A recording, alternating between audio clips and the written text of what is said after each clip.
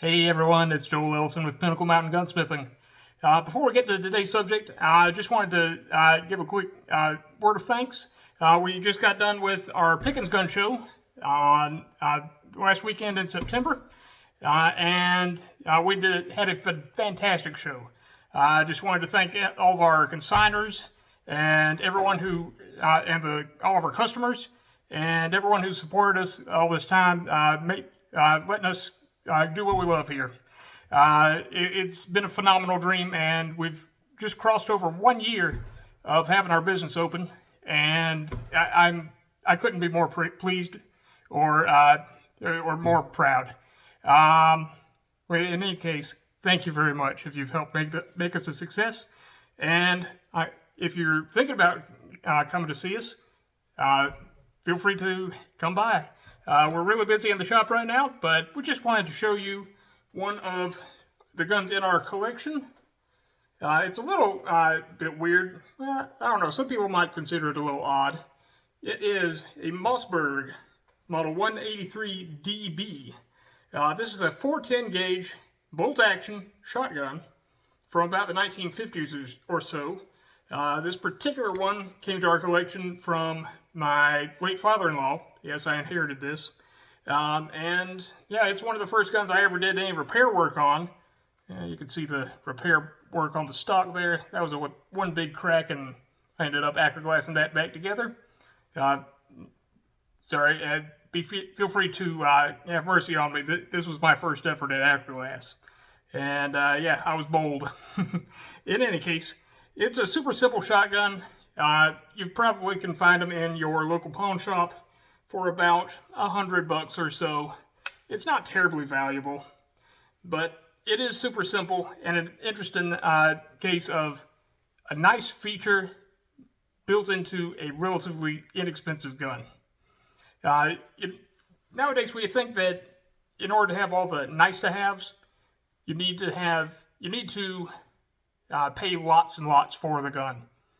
Not necessarily the case back then, or now, in any case. These were made by Mossberg, and out of their New Haven, Connecticut factory. It takes 410 shot shells, 2 3/4 or 3-inch, and yeah, it's a super simple bolt action. As you can see, bolt comes out there, and just basic manual of arms. Safe is right here. Can't pull the trigger. But you can open it up about that much just to check to see if the chamber's empty.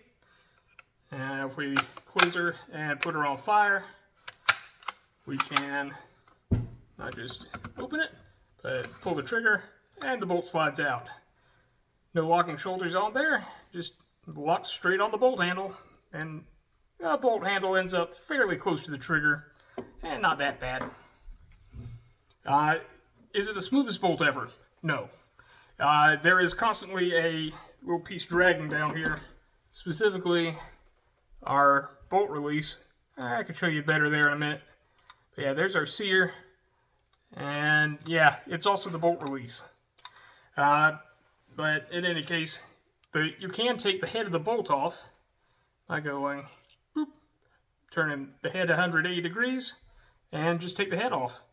If you ever come across one of these and and the headspace is extremely tight, like you put in a headspace gauge or a dummy round and you just cannot barely get the thing closed, you can take the head off,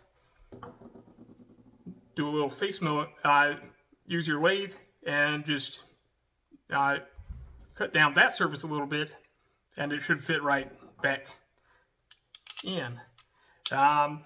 Just take a few thou at a time and be careful. I did that once on a similar gun to this, and it was kind of interesting. Our gun today also has not just a front bead, but also a full choke.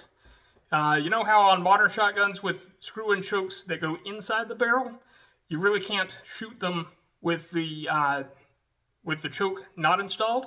Well, this one, you actually can. You not just have full choke, but also cylinder bore when you take off the choke, because the threads are actually on the outside. Hey, All right, let me take you down to the table level and show you how. Well, let me show you how the controlled round feed goes on this one. Stand by. Oh, let me set up the shot. All right, here we are set back up. You can see these are just dummy rounds. They have no primer, no powder, no shot, no nothing. This particular shotgun has a internal box magazine. It's kind of a blind magazine, but with this plate here. Later versions of this would have a detachable box magazine, which is an quality of life improvement, honestly. It's a little bit fiddly to load this thing. As you can see, you kind of have to tilt the top down and kind of slide her in. And yeah, your feed lips are only about half an inch long or so. But in any case, we have our magazine loaded, and we have one round that's pretty much headed straight for the chamber. And we also have no rims behind the other. All right, as we're going forward, hey, look at there. We have our round attached onto the bolt face behind the extractors. And yes, there are two. But we can put that in. If we have it on fire, boom. And once we go to eject, we can just and hey, there we go. Now, let's say we're going forward. Hey, we have it on the bolt face. And we're going forward. Wait, we get distracted by something. Was that a squirrel or a deer over there? I don't know. Oops. Let me go ahead and get another round in there. Oh, hey, it stayed with the thing. We just ejected a live round, but now we don't have a double feed. Which honestly is way more of a pain in the butt. But yeah, that's a really nice feature that this particular shotgun has that a lot of not as nice shotguns usually don't have nowadays. This particular one's from the 50s or 60s-ish, but these were made, similar versions of this were made all the way back to like the 1930s or so. Mainly because you can make them very cheaply. There's a lot of these things around. But yeah, there's our bolt. A little closer view of that. You can see that the bolt stop just kind of drags on this thing the whole way. And we rotate that 180 degrees, and boom, our bolt head comes off. You can clean the firing pin. Theoretically, you can unscrew this collar, and the whole striker spring comes out, but there's really no need. Unless you have a compelling need to do so, i.e. something's broken, I recommend you don't. But in order to take it the rest of the way out of the stock, we just turn this big screw, and it's perfectly sized also for a quarter, but I have this nice screwdriver, so I'm going to use that instead. We almost have it out. So there. And there we are. It's sort of captive on that on this plate. You can get it out, but there's really no need. Hey, here we are. And we have our entire barreled action. There's really nothing to this thing. Our box magazine there is held on by just one screw. It's pretty easy to take off. Let's see, is this the right screwdriver? Hey, perfect. But yeah, just one screw here at the back, and this whole thing comes off. It just has a little lip there to act as sort of a feed ramp. But yeah, you can, as far as a feed lip, that's really the only feed lip we've got. It's also our ejector. And so yeah, it's pretty simple and economical. Nice flat spring to power the follower. But yeah, our trigger is just pivots on this one hole through the receiver, which is pretty much a tube with a little boss that's screwed in and soldered in. But yeah, there's nothing to this thing. We've got slots up here for our extractors. A little closer up of the bolt face. Yeah, there's 2 extractors on there, just because shot shells.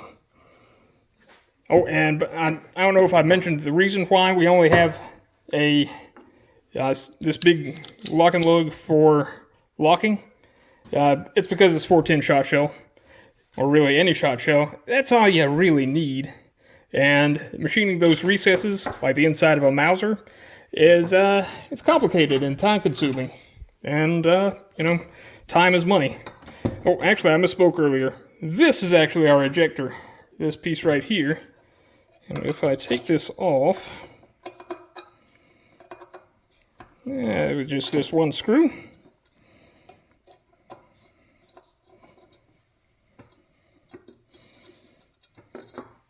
Ta-da! That's all that is. Just a piece of bent sheet metal, cut and bend into shape.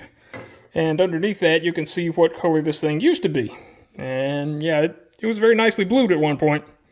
This is actually an excellent candidate for rebluing, but one of these days when I get time. But yeah, our safety is super simple. In the safe position, it just prevents the trigger and sear from moving, which this trigger is also the sear. I mean, that's literally it. But yeah, nice and simple. All right, let me get it back together, and I'll share with you a few more thoughts. This is really all as far as you would ever need to take it apart for maintenance, and then some. But yeah, and this is kind of it. Let me get her back together, and I'll share some more thoughts with you. Stand by. Oh, before we get too far out of here, I'll show you also the inside of the stock. There's just a plate. The boss for this main disassembly screw goes into that. And this plate just hooks into the front of the stock where there's a little bit more wood instead of back here, and just gives it a little more reinforcement. Yeah, just big empty hole where the magazine goes, and another big empty slot where the trigger mechanism goes.